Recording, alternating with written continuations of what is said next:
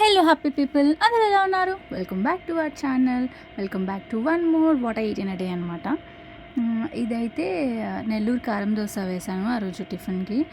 చాలా రోజులు అయిపోయింది కారం దోశ తిని. సో అందుకనే ఎలాగో దోశ బ్యాటర్ ఉంది కదా, నెల్లూరు కారం దోశ వేసుకుందామని ఒకసారి మళ్ళీ నేను రెసిపీ మర్చిపోయాను. కారం అదే ఎలా చేస్తారో అది ఒక్కసారి యూట్యూబ్లో చూసి మళ్ళీ ఇందులో అయితే ఆ రోజు నేను చేసినప్పుడు వేపిన శనగపప్పు ఉంటుంది కదా, అది కూడా వేశాను.